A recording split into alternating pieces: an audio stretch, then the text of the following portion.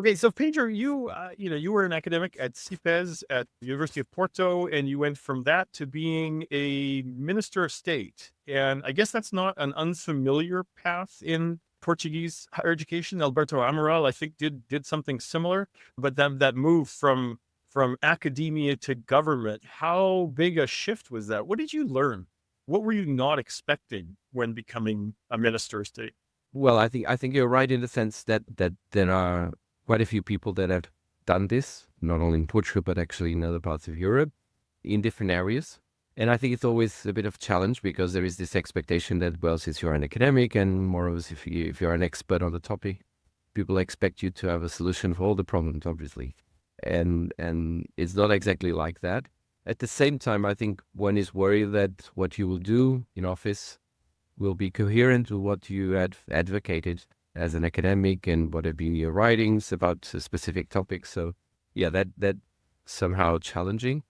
In some respects, I think I was not very much surprised by what I faced because I had been involved in advisory roles and I knew people that have been in that kind of policy role. So I think that I was not.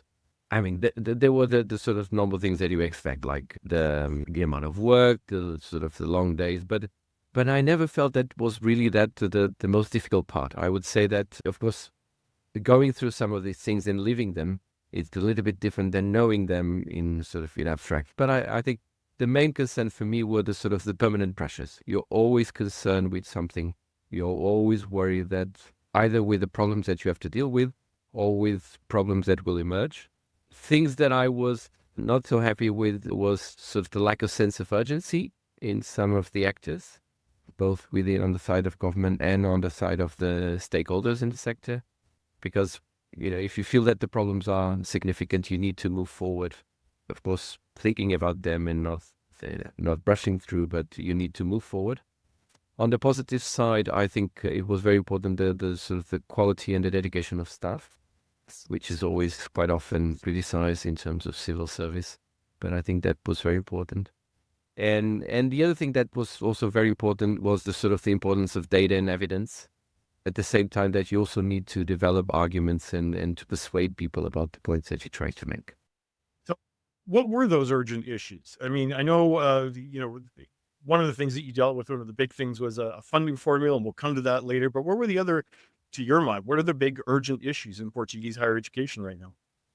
I mean, as we know, most people in their higher education system, they always think that their higher education system is very specific, that they are very different from everyone else. But in fact, we know that there are a lot of commonalities across the higher education sectors. And in many ways, I think the challenges were the challenge that many, I mean, some people will call mass systems or other people will call mature systems. I mean, one of the things that is significant is, of course, the adverse trends on demographics. The other thing is the tensions towards, on the one hand, you want to broaden the access to the system and to enhance the degree of equity in the system. But you also have enormous pressures towards stratification and elitism in the system and the way that the system tends to reproduce socioeconomic inequalities. There are, of course, issues related to diversity versus isomorphism. I mean, on the one hand, people agree that you need, in order to have a mass system that is functional, you need to have a diverse system. But there are tensions and pressures in the systems that tends to move the system towards, mimicking and emulating the more prestigious institutions. The balance between missions, of course, I think is a big challenge in many sectors. And this is related with the previous issue of isomorphism. The fact that research has become so dominant in defining what the higher education institution does and its mission. And of course, issues of costs and relevance. Who should pay for this, but also how can we persuade society to put more resources into a sector that is, because it's a mass system, is already absorbing a significant volume of public funding. All right. Well, just on that notion, on that point about demographics, I saw a story in one of the Portuguese newspapers this week saying that applications were down 15% this year. Is that a rapidly evolving situation? That seems like a lot. No, most of that. Well, there's a downward trend since over the last 3-4 years that was visible, but because the number of applicants was bigger than the number of places. It didn't disturb much. But most of that actually is due to the fact that with the pandemic in 2020, exams for the conclusion of secondary education were suspended. And they were only reintroduced this year. I mean, the decision was taken at the end, actually by the government that I was part of at the beginning of 2023. But in order to give students in schools time to adjust, it was the sort of the application. So these were the students that were starting secondary education and the ones that were applying this year for higher education. And basically, when you look at the data in terms of, we don't have yet the data about how many concluded, graduated from secondary education, but the number of applicants is very much in line with what we had in 2019, which was the last year that we had exams for the conclusion of secondary education. And in fact, if you take into account the decline, the sort of the declining trends of the last 3-4 years, is actually, I would say, it's not a very bad result, because it actually means that the system has managed to compensate those downward Managed to trends. absorb things. Yeah. Yeah, but it's also I think it's a signal for the sector in that respect. So let's go back to the funding formula issue, because I know that was a big part of your tenure as Secretary of State for Higher Education. What was wrong with the old formula? What did you hope to achieve with a new one? There are two things. I mean, I think there were some issues with the old formula. I think the fact that it was, as many formulas this was a form that was designed in 2006.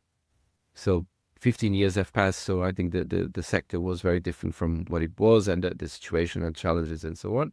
But also, like many of the formulas of that time, it was quite a complicated formula. So with many indicators, many categories for fields of study and so on, which I think didn't make the system very transparent.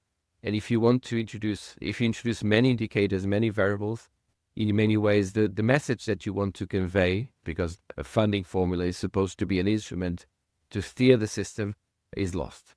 But the large problem is that this old formula hadn't been applied for the last 12 years. So when the Great Recession started in 2010, the government suspended the application of the formula.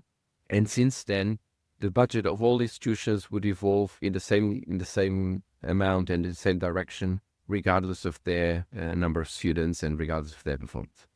And so when we got to the government in 2022, the situation was in many cases very unbalanced. So some institutions that have experienced significant growth didn't have the funding according to that. And others that had seen some decline didn't have also any adjustments. So the idea of having a new formula was preceded by an OECD review that actually been commissioned by the previous government, which we took over.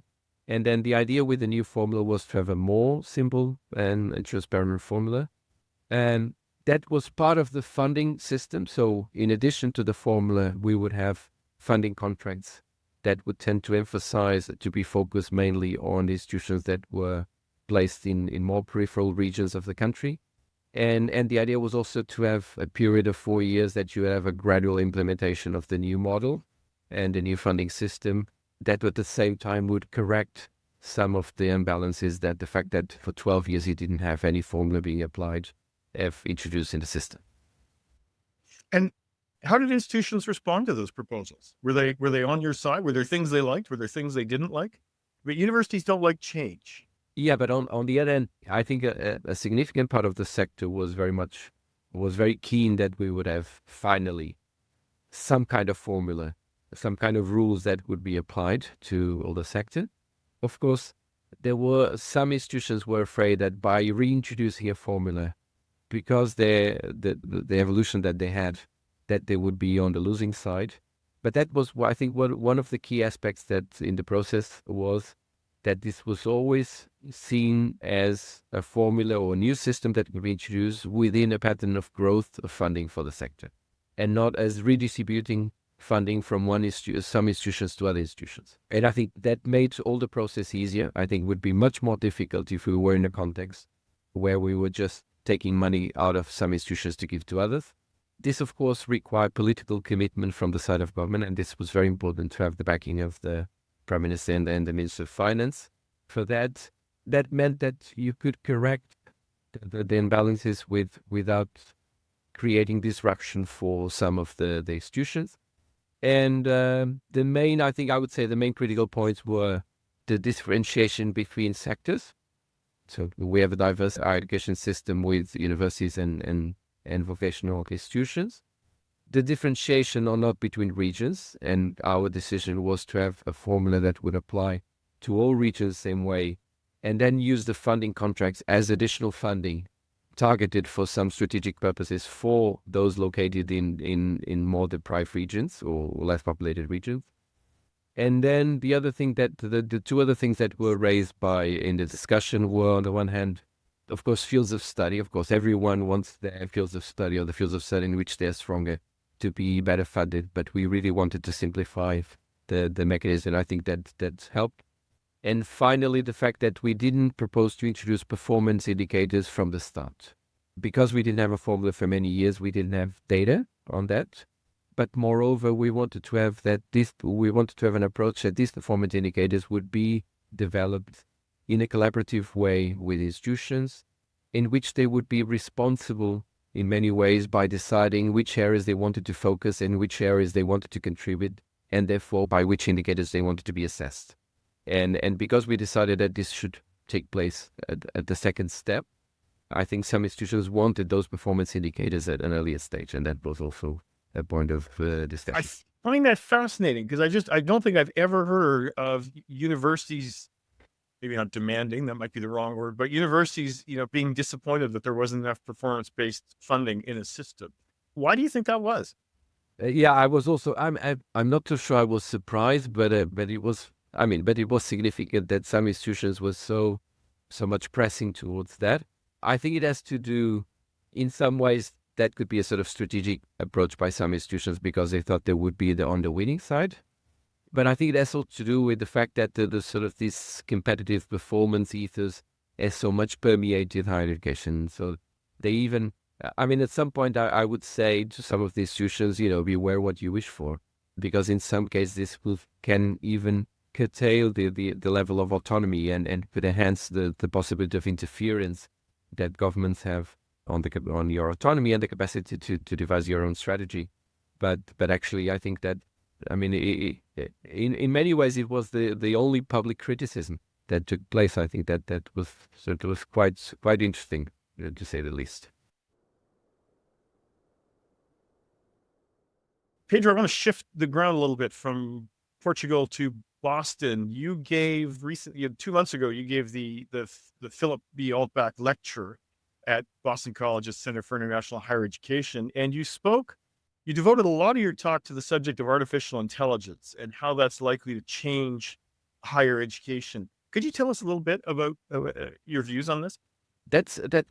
I think in many ways that's a fascinating topic. Of course, it's a very important topic for many all around the world and for many higher education institutions.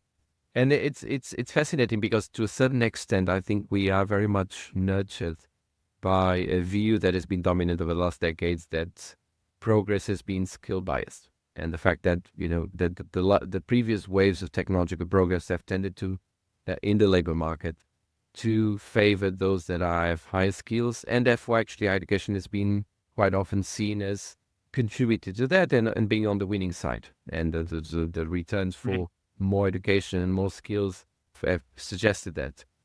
My concern is that we have some signs that this wave may be slightly different. I'm not saying that this will destroy a lot of jobs, but I'm concerned that this will affect as well skilled workers and experienced workers in ways that previous waves didn't affect so much. And also what we've seen already, and many of us already experienced in our own jobs, is that AI is performing certain tasks that we no longer have to do, or it's changing the way we perform certain tasks because it's a collaborative tool. So I think there is a serious possibility that AI will also, especially generative AI, will change the tasks associated with many of the jobs that nowadays require a higher education degree. And therefore, I think we need to be attentive to that and to respond to that. And I'm worried that because higher education has been such a successful story over the last half a century in many countries, that there is a degree of complacency regarding this, and that people just take the sort of these more relaxed attitude, saying, "Oh yes, we've seen all these previous changes, and we always said we didn't experience so much problem, so therefore, I think there are quite a few aspects that we need to change in our education." And what might those areas be? Because I have to say, whenever I hear people discussing AI and radical change, in the labor market, I think, that's the stuff that's actually hardest for higher education to deal with, for any kind of education. Education is about often it's about teaching a corpus of knowledge, and there is no corpus of knowledge about AI. We're all, flailing blindly here. Hmm. It's Hmm. it's totally new, and I think a lot about James Besson in his book Learning by Doing.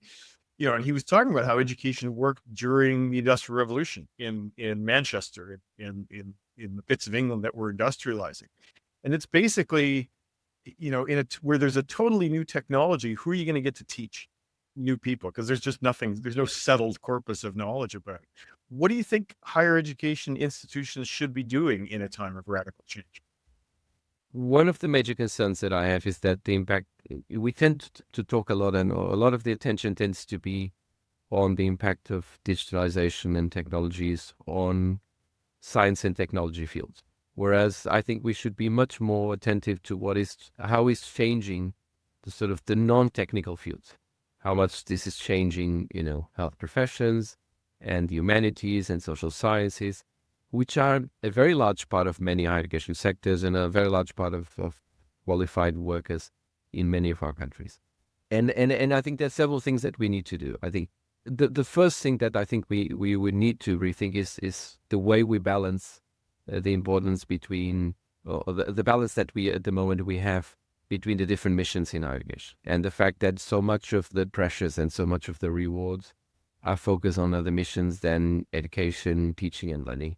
And I think we need to rebalance that, because if the institution doesn't commit itself to that, I think it will be much more difficult that anything will really significant will happen at sort of at the basic level, at the level of sort of our professors and our programs and so on.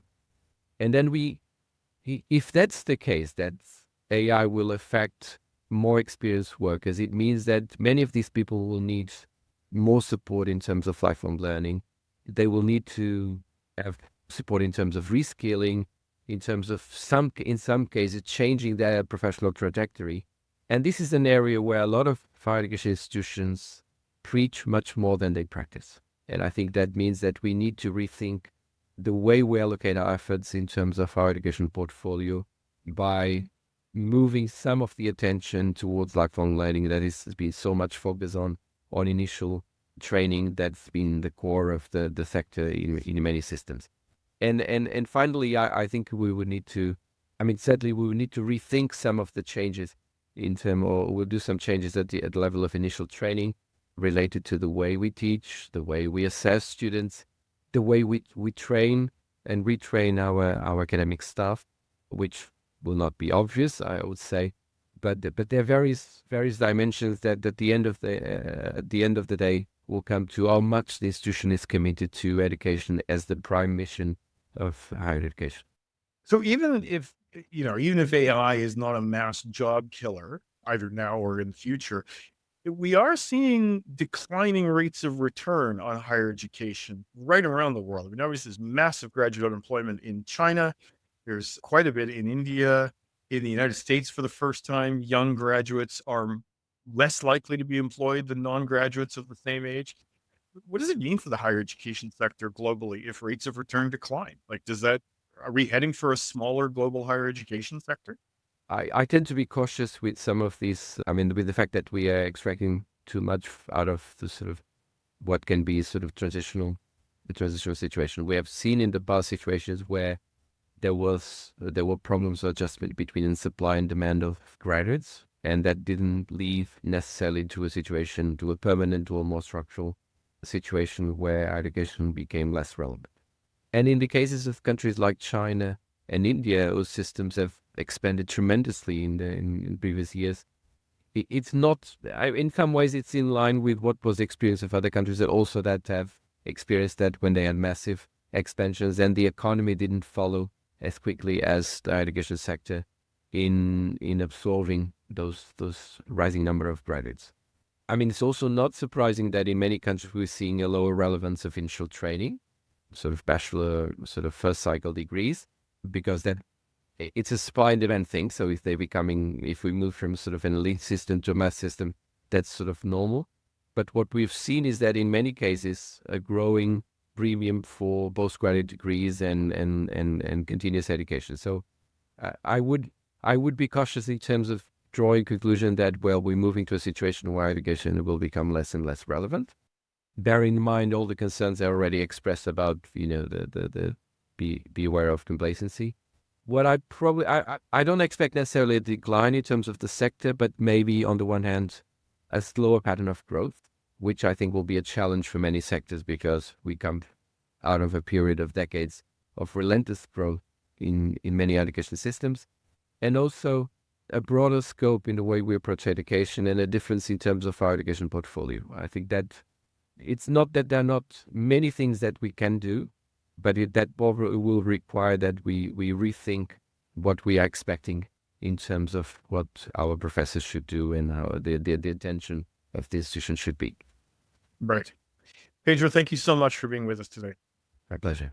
And it just remains for me to thank our excellent producers, Sam Pufek and Tiffany McLennan, and you, our listeners and readers, for joining us. If you have any questions or comments about today's episode or suggestions for future episodes, don't hesitate to get in contact with us at podcast@higheredstrategy.com. Join us next week when our guest will be the University of Melbourne's Andrew Norton. He'll be joining us to talk about what lies ahead for Australian higher education under a second Labor government. Bye for now.